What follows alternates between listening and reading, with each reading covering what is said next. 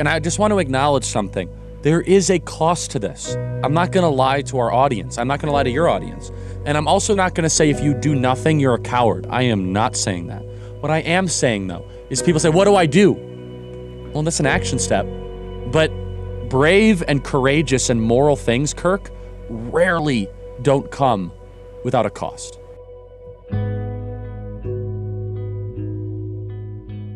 Charlie Kirk is the founder and the president of Turning Point USA. It's the largest and the fastest growing conservative youth activist organization in the country, and he's joining us now to discuss this. Charlie, great to see you. Great to see you, Kirk. You're a great American. Honored to call you a friend and glad to be here. You know, I thank you. I want to just thank you for putting my name on the backdrop behind you the way that you have so prominently. It actually looks like the Charlie and Kirk show, if you take a look. Yes, that's right. Should we make co-hosts? We could make the announcement right now to everybody. I have the last name, you have the first name, and that's I haven't met a Kirk yet, but I'm sure someone's out there. Hey, my son just came back from TPUSA's Student Action Summit in Florida. He was blown away. He was just set on fire. That's an amazing thing. What was your takeaway from SAS? It was exhausting for all of us that organized it, but it was amazing, Kirk. We had over 4,000 students from all across the country in Tampa, Florida. Some of the most amazing speakers you can imagine: Kayleigh McEnany, Governor Ron DeSantis, Mike Pompeo, Senator Ted Cruz, and more. And the team did an absolutely incredible job in their execution of the event, in the first class way that we went about doing everything. It was the largest ever young conservative gathering in American history, and that's exactly why most people don't even know what happened, because the media refused to cover it. They don't like showing that there's people that are gathering around first principles and God-granted rights and the Constitution and free speech and American exceptionalism. And so super pleased that your son had a great time, and we've been hearing lots of stories like that. Praise God. Well, that's what I love about what you do too, is you're not only motivating people with great speakers and cool events for young people, but you're also educating them about the things that they're often not hearing in their schools, particularly public schools for sure, but even private schools, even faith-based schools are not teaching these kinds of principles, without which we don't have a republic like we do. One of those principles is religious freedoms. When I was in school as a kid, I didn't really learn much about that at all. In fact, I wasn't religious. And so for me, I didn't even really care about the subject. But to our founders, it was absolutely essential. Why is religious freedom the mother of all freedoms? First and foremost, it's the freedom to worship your own creator, the reason why you exist. And also the founding fathers designed this system of self-government, believing that only with a moral and religious people this was possible. It's John Adams' quote where he said, "The Constitution was written solely for a moral and religious people. It's wholly inadequate for the people of any other." And so limited government is only possible when people are able to regulate their own decisions and conduct, particularly in religious communities, or having at least the church or the worship of God as a centerpiece of your life. So this idea of liberty, the way that the founding fathers understood liberty, is not the traditional libertarian view of liberty that we've come to realize in America. It's the ability to pursue virtue without somebody getting in the way. The necessity of virtue was fundamental to the American founding. 55 out of 56 of the signers of the Declaration of Independence were Christians who regularly attended church. At least a dozen, Kirk, were pastors, and maybe even more. Right. And more than that, had religious degrees of people that went to religious institutions. State barriers and boundaries were actually the beginning and the end of certain religious traditions that had certain perspectives on which strain of Protestantism was the best and most effective way to practice Christianity. For example, Pennsylvania was heavily Quaker, right? We all know that example. And so the founding fathers were only able to articulate a doctrine of separation, were able to participate in the separation of the British people and then a creation of a new government because they understood the teachings of the Bible and they understood the moral right to religious freedom. Religious freedom in the United States Constitution is unlike anything else. It's mentioned twice in two different ways. The first is in the Establishment Clause, and the second is in the Free Expression Clause. The Establishment Clause is that Congress shall make no religion. And this was actually not that religion has no place in government, but it was a promise to every single strain of Protestant tradition in the colonial times that it was not going to become an Anglican or Episcopalian or Quaker or Presbyterian or Lutheran country, that every single denomination would be respected. The Free Expression Clause is the most important, though, that the government has no right to get in the way of your religious conscience, your ability to gather, to assemble, and to be able to worship your Creator. This is a unique attribute and characteristic of the American system, and as soon as you lose religious freedom, state control then begins to set in. You know, you said something earlier on in that answer where you said that the only reason we're able to handle freedom in America is because people have understood the value of self-government, and really what that is the pursuit of virtue. But how does that relate to being religious? Right? Were the founders just saying, well, we just prefer that people are religious, and yeah, a lot of us were pastors and ministers, but someone might say, wait, Charlie, are you implying that in order to be virtuous, you've got to have a religious root in there? Is it really that important, or can't we just be atheists and be good? Yeah, I'm sure there's good atheists. I get this question a lot. There's a lot of good atheists out there. They're good because they're practicing the Judeo-Christian ethic. They just don't want to admit it. The question is, what is the good? If we practice the Darwinian ethic, I could end up eating my neighbor because I'm fitter and I'm surviving. Precisely. That's right. And so the question is, what is good? I always ask young people, I say, well, what do you mean I can't be a good atheist? I said, you could be a good atheist. I've never said that. Where do you get this definition of good from? What is right? What is transcendent? What is evil? These are really big questions. And thankfully we have an amazing tradition in the Christian world of what all these things mean. It's good to try to grow closer to your Creator. It's good to defend the innocent. It's good to tell the truth. It's evil to call good evil and evil good. It's evil to turn your back on those that can't defend themselves. It's evil to disobey your parents. It's evil to take another life. We take this for granted because it's kind of been meshed into the DNA of Western culture. Right. And it's not normative to the human experience. So to answer your question, freedom is not sustainable if you remove religion. And I'll be even more specific. Freedom is not sustainable if you remove Christianity. Eventually it will implode. Eventually you will be ruled simply by your senses. You'll be ruled simply by your consciousness. That's I'm right. a big lover of reason. I think reason is a gift from the Lord. It says in Isaiah 1, let us reason together. But reason without revelation, reason without the belief in a transcendent order will go exactly where you articulated it, Kirk. Yep. It will go to where John Stuart Mill or where Darwin articulated, which is the survival of the fittest, a eugenicist type experiment, and we as Christians should reject that. Charlie, just lastly, before we go away to a break, this idea of the separation of church and state still seems to come up. Even though it's not in the Constitution, it's not in the Bill of Rights, there's a principle there that people get entirely backwards and upside down, thinking that that is the reason why we shouldn't talk about God or faith in the government. Is that true? No, I mean, it's in a single letter that Thomas Jefferson wrote to the Danbury Baptist Convention. It's not in the Constitution, it's not in the Declaration, it's not in the Bill of Rights, it's not in the Federalist Papers, it's not in any of those foundational documents that really formed this republic that we have. It was adopted by the Warren Burger Court in the 1960s and 70s as a reason to get prayer out of schools. But let's pretend they were right, Kirk. Let's pretend that they were right for a second, even though they're not.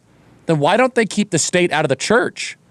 Why don't they keep the public health officials from going into churches and locking them down? I thought they want separation of church and state. They can't even be consistent with their own lies. Right. Even if they were right, Kirk, this last year with the lockdowns, no church would have been forced to close. No church would be facing fines like Mike McClure at Calvary Chapel, San Jose. Yeah. In fact, they've never believed that. The only thing they believed is that the state can do whatever you want. The church should not try to influence the state. This is rubbish. The founding fathers always believed that Christians deserved to be counselors to the king, not deserved. They needed to be counselors to the king. The people whispering in the ear of the leaders, counseling them, do this and don't do that. The church has abdicated its moral place to be counseling the king or counseling the political leaders in our country, and we see the result of that. That is so true, because I think religion is inescapable for us as human beings and as a culture. And if we kick God off of the throne, we can't really do that. But in our minds, if we want to play make-believe and think we can do that, that creates a vacuum. And then we, as a man, a group of people, corporately as a state, will assume the position of the God of our culture, the supreme dictator from which all authority flows, all laws flow, and then we end up bowing down to a totalitarian government, which you're doing such a fantastic job of keeping from happening in the minds of young people, and I thank you. Charlie, after this break, we're going to talk a little bit more, you and me and everyone watching, about what we can do about this ourselves as parents, as grandparents. How can we practice and protect religious freedoms? Coming up next.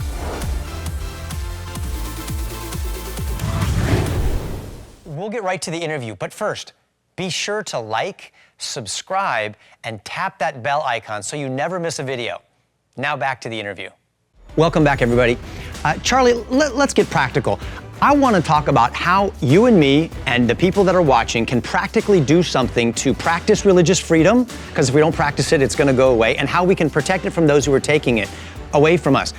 What are you personally doing? I mean, I know you've got TPUSA organizationally, you've got SAS, these fantastic, amazing events for young people, but I've seen you in some TikTok and YouTube videos where you're actually speaking at school board meetings or at city council meetings. Yes. I can't remember which one, but talk about some of these boots on the ground, everyday things that you're doing that other people can do too. Yes, I mean, everyone should be showing up to school board meetings all across the country. We're going to be showing up to the Scottsdale Unified School District meeting whenever it is, if they allow us to, because they keep going mobily and virtually, because they're afraid to actually face the citizens. I'm a taxpayer in Scottsdale, and they are doing some really sinister stuff. Let me tell you what, Kirk.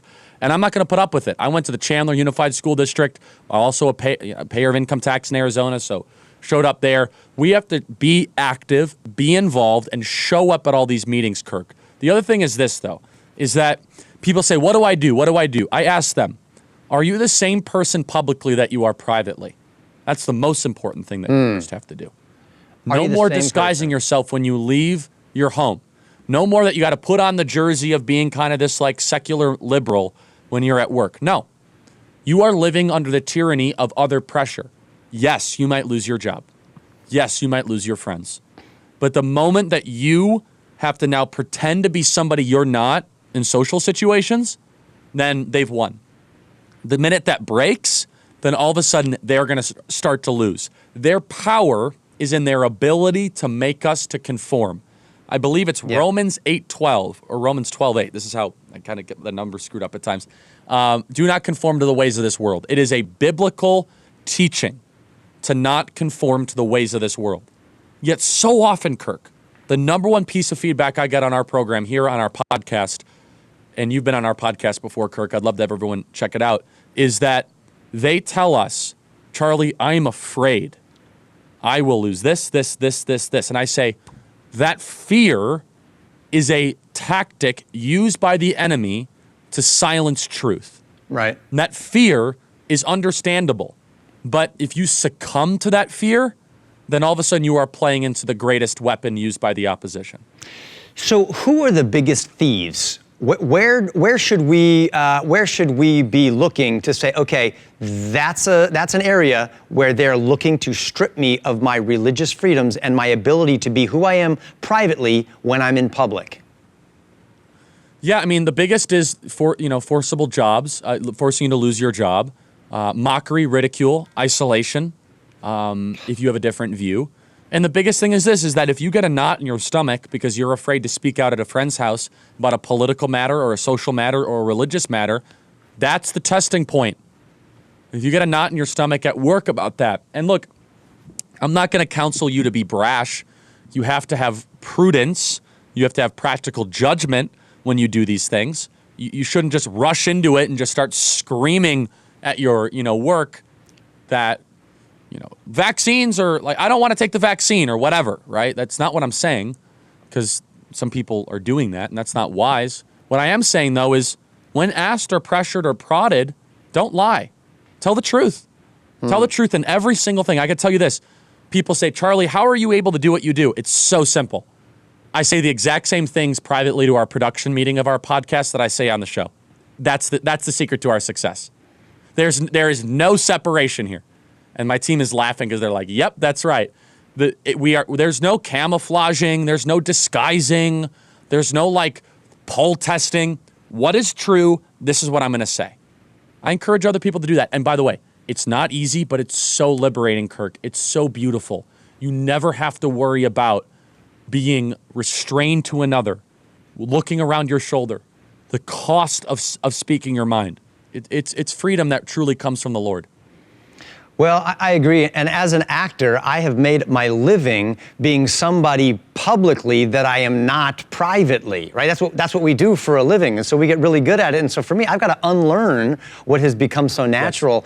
Yes. And most of us know that this is going to come at some kind of a cost. Like you said, losing your job is a big deal for someone who doesn't have a big social media platform to be able to get other ways of getting their message out, other ways of monetizing all the good work that they're doing. And so understandably, it's like, well, what do I do? But if we all do it, and if we join together voluntary unions and we begin to associate with one another, we can then begin rebuilding the systems and the institutions, which is what we should have been doing from the beginning, rather than relying on platforms built by people who want to destroy our message, right? That would be like Jesus trying to depend on the Pharisees to disseminate his gospel to Israel. You'd be like, well, of course they're not going to want to do that.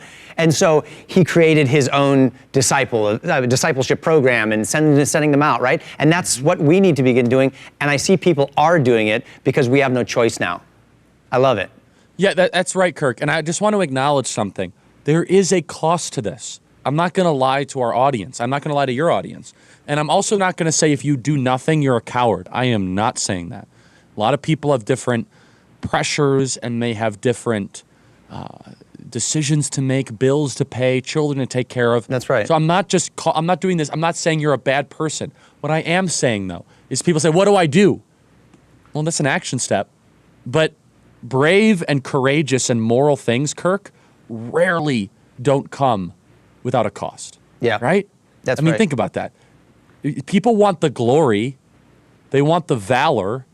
They want the recognition, but they don't want to have to go through the cost to do that. That's right. And what I'm just trying to be honest with people is, if you want to do something meaningful, then you have to be willing to sacrifice for that something. What are some things that encourage you, that you see other young people doing in America right now? Are there some examples that you can share? Like, okay, let me tell you what some of these guys did. Yeah, I mean, I've seen a lot of young people start to run for office. I'm seeing a lot of young people get involved in their local school boards, participate in FOIA's, Freedom of Information Act requests to actually get documents from their school boards. I'm seeing a ton of movement, Kirk, that is really giving me hope and promise. I'm seeing parents start to rise up. But do you know what gives me the most amount of hope? Is how true I know our message is. That's what gives me hope. Yeah. And as long as we have people keep on repeating things that are true, it says in the scriptures, Philippians 4:8, whatever is true, whatever is good, ponder on these things, defend these things. If you go back to the Greek, it is to take care of these things, to nurture them. Then that's what we got to do.